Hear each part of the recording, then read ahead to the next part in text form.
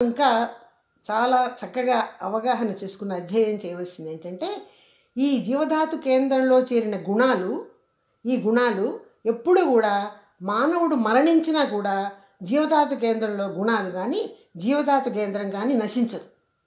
మరణానంతరం కూడా జీవధాతు కేంద్రం ఆ ముద్దలతో అలాగే ఉంటుంది. అది ఎక్కడుంటుంది అన్నది ఒక ప్రశ్న, అదొక వేరే చాప్టర్. మనం పుట్టక ముందు ఎక్కడున్నాము, చనిపోయిన తర్వాత ఎక్కడున్నాము అన్నది ఒక సపరేట్ చాప్టర్ వేదాధ్యయనంలో.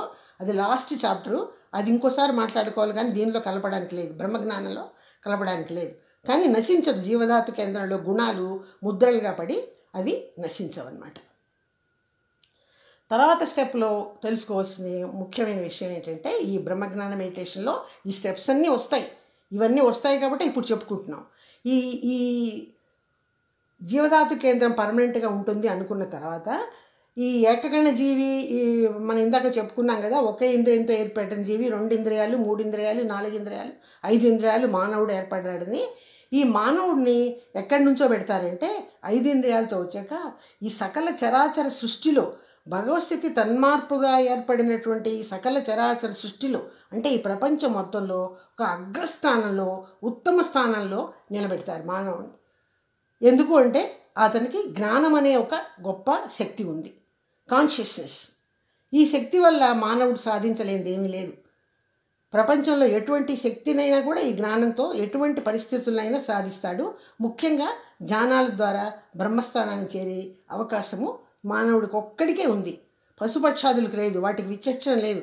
వాటికి ఉన్నటువంటి ఈ పని చేయొచ్చు చేయకూడదు అనే విచక్షణ పశుపక్షాదులకి పురుగులకి లేదు. వాటికి ఎంతసేపు ఉన్నది ఏంటంటే ఆహారం తీసుకోవడం, మైథునం. ఆహారం తీసుకోవడం, మైథున క్రియ, అవి రెండే తెలుసు, మిగతా వాటికి తెలియదు. కానీ మానవుడు అంత గొప్ప ముఖ్యమైన స్థానానికి చేరుకున్నాడని అది అతను కూడా. ఇంకా ఏమిటి మనం ఇప్పుడు ఈ మెడిటేషన్ వల్ల, ఈ ధ్యానం వల్ల ఏం తెలుసుకుంటామంటే, ఒక పరమాణువు రూపంలో భగవశక్తి దివ్యధూళి రూపంలో మొదటిగా తన్మార్పు చెంది అనేక సంవత్సరాలు, కోట్ల సంవత్సరాలు గ్యాప్లో ఈ చరాచర ప్రపంచం అంతా తనే శక్తి కణాలుగా, తనే దివ్యధూళి కణాలుగా, తనే శక్తి కణాలుగా, తనే పంచభూతాలుగా తన్మార్పు చెందుతూ వచ్చింది. ఆ తర్వాత సకల జీవరాశులు కూడా ఆ పంచభూతాల సమ్మేళనంతో భగవస్థితి సన్మార్పుగానే ఏర్పడ్డాయి. అందులో మానవుడు చివరి దశలో ఉత్తమ స్థానంలో తయారై ఉన్నాడు అనే ఒక సత్యాన్ని, ఒక సిద్ధాంతాన్ని ఈ బ్రహ్మజ్ఞాన మెడిటేషన్ ద్వారా మనం గ్రహించే అవకాశం ఏర్పడుతుంది. ఈ గ్రహింపు శక్తి వచ్చిన తర్వాత హుయామై అని ఒక ప్రశ్న వేసుకుంటే, నేను అహం బ్రహ్మస్మి, నేను ఆ బ్రహ్మ యొక్క స్వరూపాన్నే అనే ఒక జవాబు మనకి లభిస్తుంది. ఈ ధ్యానం వల్ల ఈ గొప్ప శక్తిని మనం పొందగలుగుతాం.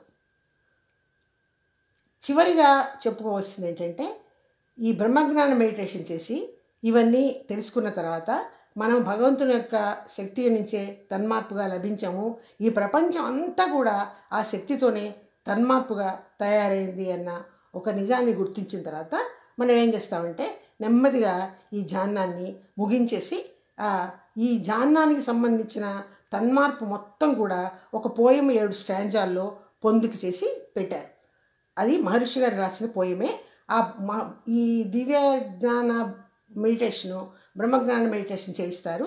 ఈ మెడిటేషన్లో అన్ని స్టెప్స్లో ఈ తన్మార్పు ఉంటుంది. ఆ పరమాణువు దగ్గర నుంచి ఏ రకంగా తన్మార్పు మానవుడి వరకు విస్తరించి వ్యాపించిందో ఉంటుంది. ఆ తన్మార్పు అంత పూర్తిగా అవగాహన చేసుకున్న తర్వాత మెడిటేషన్ ద్వారా చివరి భాగంలో ఆ పోయం చదివేసి మెడిటేషన్ ముగించేస్తారు.